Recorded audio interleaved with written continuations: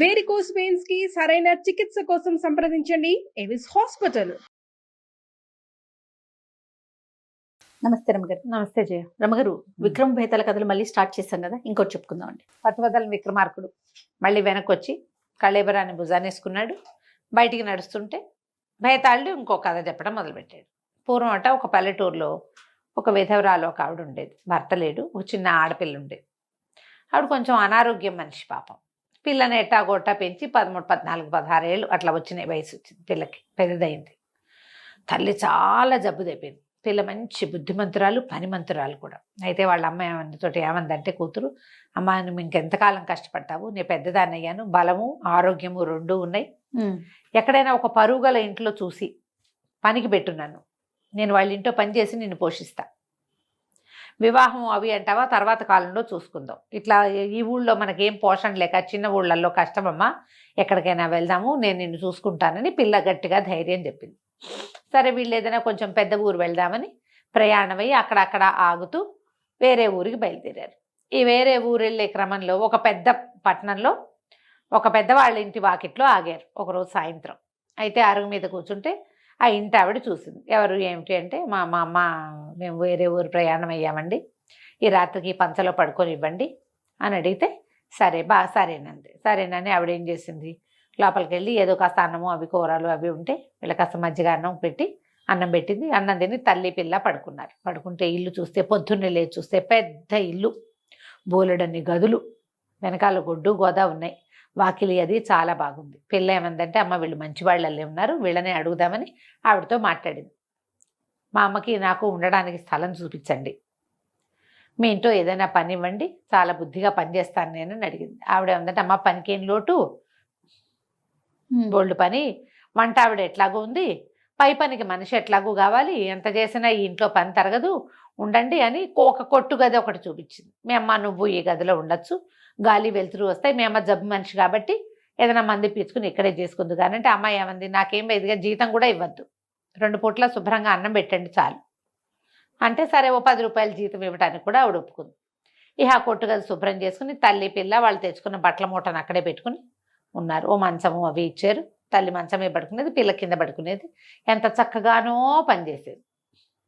బాగా ఇంట్లో మంచిగా అలవాటైతే ఒకనాడు ఏమైందట, ఈ పిల్ల సాయంకాలం మంచినీళ్ళు అవి బావికెళ్ళి పట్టుకొచ్చేసుకున్నాక రాత్రికి ఏదో బల్లి పడింది నీళ్ళల్లో. పడేసరికి పిల్ల ఏం చేసింది, ఆ మంచినీళ్ళు బారబోసి మళ్ళా వెళ్ళి ఇంకో చేద వేసి తీసుకొద్దామని బాగా రాత్రి మాటన నూరు దగ్గరికి వెళ్ళింది. లాంతరపుచ్చుకుని వెళ్తే అక్కడ ఒక కుర్రాడు కనపడ్డాడు. అమ్మాయికి మంచి బలశాలి, బలంగా ఎత్తుగా ఉన్నాడు, మొహం అది బాగుంది. ఈ అమ్మాయిని అడిగాడు, ఎవరమ్మాయి చీకట్లో వస్తున్నావు, నిన్నెప్పుడు ఈ ఇంట్లో చూడలేదే అంటే, నేను పని మనిషిని కొత్తగా చేరాను, 6 నెలలు అయింది మేము వచ్చి, మా అమ్మ నేను ఇక్కడే ఉంటున్నాం అన్నది. అన్నాక సరే నాకు కూడా మంచినీళ్ళు ఇవ్వన్నాడు. కాసిన మంచినీళ్ళు తాగాక ఏం చెప్పాడంటే, నాకు సహాయం చేస్తావా అన్నాడు. చేయగలిగే సహాయం ఏదైనా చేస్తాను బాబు, ఏం కావాలి చెప్పండి. నేను ఇంటి వాళ్ళ అబ్బాయినే, చనిపోయాను నేను చాలా కాలం క్రితం, ఒక పిశాచాలకి చిక్కుకున్నాను నేను, వాళ్ళు నన్ను చాకరీకి వాడుకుంటున్నారు, ఆ మూల తలుపేసి తాళం పెట్టుంటుంది కదా ఆ గది నాదే, నువ్వు నాకు సహాయం చేయమని అడిగాడు. అడిగితే అమ్మాయి ఒప్పుకొని ఏం చేసింది, అమ్మ రేపొద్దున ఆవిడ దగ్గరికి వెళ్ళి మర్నాడు మరి ఆ గది ఎట్టాగో ఖాళీగా పడి ఉంది కదా, ఆ గది ఇవ్వండి నాకు అంది. అనేసరికి ఆవిడ కోపం వచ్చింది. ఆ గది మా అబ్బాయిది, వాడు ఎప్పుడు చచ్చిపోయాడు, అది నేను ఎవరికి ఇవ్వనంది. అయితే నేను వెళ్ళిపోతానంది కుసుమవతి, ఆ పిల్ల పేరు కుసుమవతి, నేను వెళ్ళిపోతానంది. ఆవిడకి ఆ పిల్లని వదలటం ఇష్టం లేదు, చక్కగా పనిచేస్తుంది, చేదోడు బాదోడుగా ఉండే మనిషిని పోగొట్టుకోవటం ఇష్టం ఉండదు.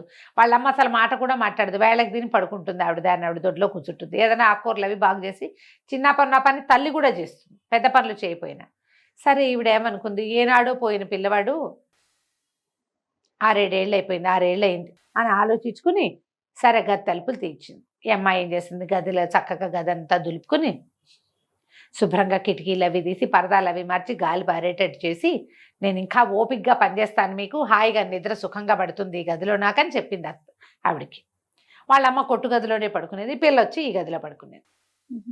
ఆ అబ్బాయి ఏం చెప్పాడంటే, వాడు పిశాచాలకి చిక్కుకున్నాడు, వాడు జీవించుండగానే. దాంతో ఆ పిశాచాలు ఏం చేసినాయి, వీడిని చచ్చిపోయినట్టుగా చేసేసి వీడి ఆత్మను పట్టుకుపోయింది.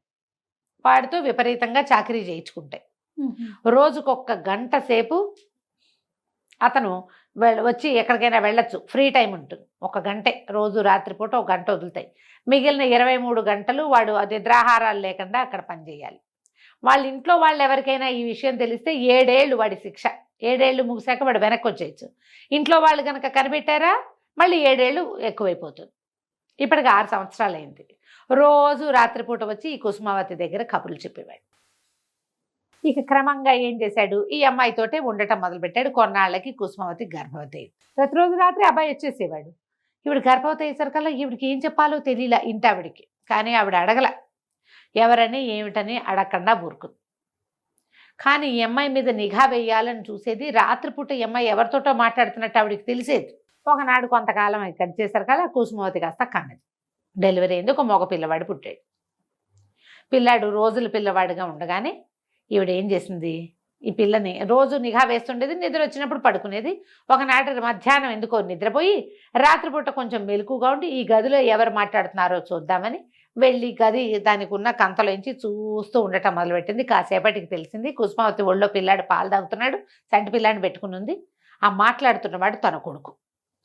ఈవిడ నిర్ఘాంతపోయింది. ఏమిటి, వాడు ఏనాడో చచ్చిపోయాడు, 6-7 ఏళ్ళ నాడు, 7 ఏళ్ళు అయింది, వాడు ఎట్టా వస్తున్నాడు?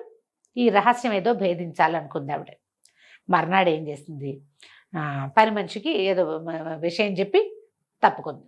పొద్దున్నే తలుపులు తీసి కుసుమావతి పిల్లాడిని వాళ్ళ అమ్మ దగ్గర పెట్టి పనిలోకి దిగుతూ ఉంటే ఆ పని మనిషి ఏం చేస్తే ఒక పెద్ద కావిడి పెట్టని పట్టించుకొచ్చి, అమ్మగారు నీ గదిలో ఇది పెట్టమన్నారు అని చెప్పి 3 పని వాళ్ళతోటి కావిడి పెట్టని లోపల పెట్టించి ఆ పెట్టిలో ఆవిడ పడుకుంది. రాత్రి అయ్యేసరికల్లా అబ్బాయి వచ్చేసాడు, కుర్రాడు. వచ్చేసరికల్లా ఈ తల్లి ఆ కావిడ పెట్టి కంతలోంచి చూస్తుంది. వీళ్ళిద్దరు భార్యాభర్తల్లాగా కబుర్లు చెప్పుకుంటున్నారు. వివాహం కాలేదు కానీ సంతానం కలిగింది. ఈ ఆవిడ ఆగలైపోయింది కొడుకుని చూసేసరికి. ఆ తలుపు పైకి తోసుకుని, నాయన నువ్వే నుట్రా నా తండ్రి, నేను చచ్చిపోను అని గబగబా లేచి బయటకు వచ్చేసింది. కుర్రాడు అన్నాడు, అమ్మా ఎంత పని చేసావమ్మా, 1 నెల రోజులు ఆగుంటే శాశ్వతంగా వెనక్కి వచ్చేసేవాడిని కదా, ఇప్పుడు నేను 7 ఏళ్ళు మళ్ళీ వెనక్కి వెళ్ళిపోవాలి అని ఈ పిశాచాల కథ అంతా చెప్పాడు. ఆవిడంది, నేను కాపలా వేస్తాను, పిశాచాలు నిన్ను ఎట్ట ఎత్తుపోతాయి నేను చూడనా, అమ్మ వాడితో నువ్వు చేయలేవు, 1 నెల ఆగుంటే సరిపోయేది, ఇంత పని చేసావమ్మా అంటే ఆవిడేం చేసింది, ఏం పర్వాలేదు పిశాచాలు ఇంట్లోకి రాకుండా నేను కాపలా కాస్తానని వాకిట్లోకి వెళ్ళి ఆ గదిలోంచి బయటికి వెళ్ళిపోయి గది చుట్టూతా ఉప్పు పసుపు కుంకాలు అవి పోయిచ్చి కూర్చుంది. కానీ పిశాచాలు అయితే రాల.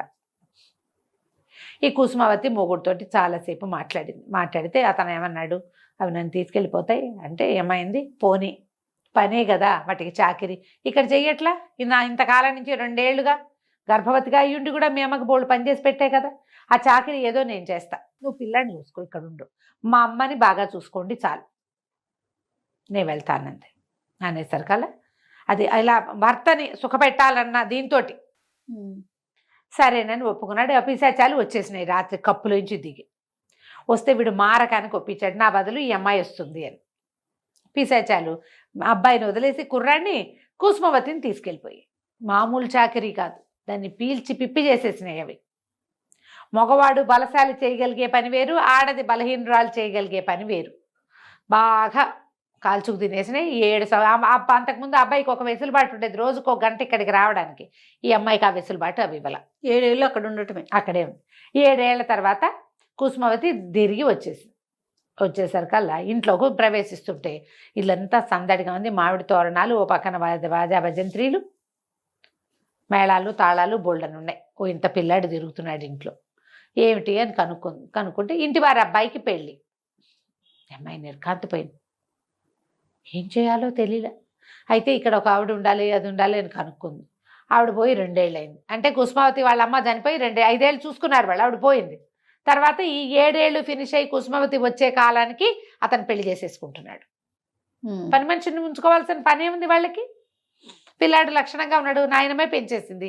7 ఏళ్ళు వచ్చాయి వాడికి ఇంకా తల్లి అవసరం లేదు. ఆ తల్లి ఎవరో కూడా తెలియదు వాడికి. 4 రోజుల లోపలే వెళ్ళిపోయింది తల్లి. అదే అందరికీ ఊరందరికీ బట్టలు పంచి పెడుతున్నారు. అతనేమో వచ్చిన వాళ్ళందరికీ తాంబూలాలు ఇస్తున్నాడు, వాళ్ళ అమ్మేమో చీరలు పెడుతుంది. ఆవిడ చీర జాకెట్టు అమ్మాయి చేతిలో పెట్టబోయింది, కానీ అమ్మాయి పుచ్చుకోలే, వద్దులేండి అని చెప్పి బయటకు వెళ్ళిపోయింది. వాళ్ళు కుసుమావతిని గుర్తు కూడా పట్ల. 7 సంవత్సరాలు అయింది, ఏం గుర్తుపడతారు? ఆసక్తి లేదు వాళ్ళకి. ముందు తమ పాయాలో సాగిన సంబంధం ఏదో కుదుర్చుకున్నారు, వెనక్కి తిరిగి వెళ్ళిపోయింది. ఈ కథ చెప్పాడు బేతాళుడు. ఆ అమ్మాయి ఏది చేస్తుండొచ్చు, నీ బదులు నేను అక్కడ అనుభవించాను.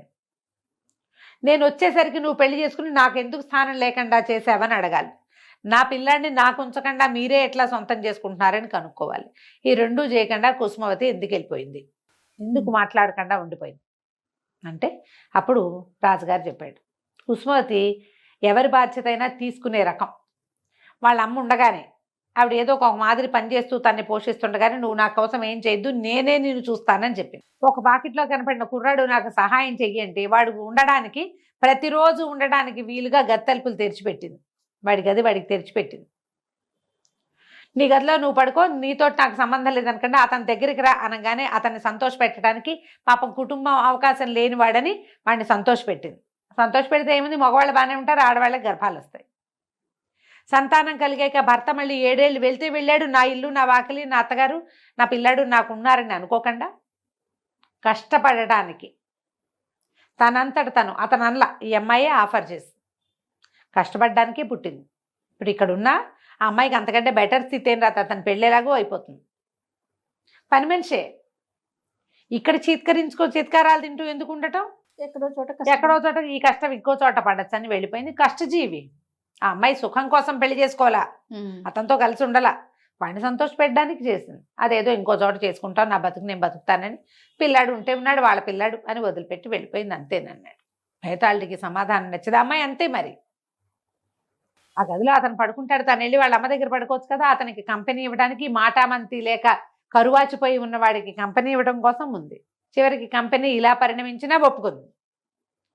అతను ఇంకా ఏం పని చేస్తాడని అతని బదులు పని చేయడానికి ఒప్పుకుంది. చివరికి ఆ కష్టం ఏదో మనమే పడదామని తన దారిని తను వెళ్ళిపోయింది. ఆనందించి నువ్వు మౌనభంగం చేసావు కదా, సమాధానం కరెక్ట్గా చెప్పినా నేను పోతున్నా అని మళ్ళీ వెనక్కి వెళ్ళిపోయాడు. కంచికి మనం ఇంటికి. బాగుంది రమ్య గారు, నమస్తే.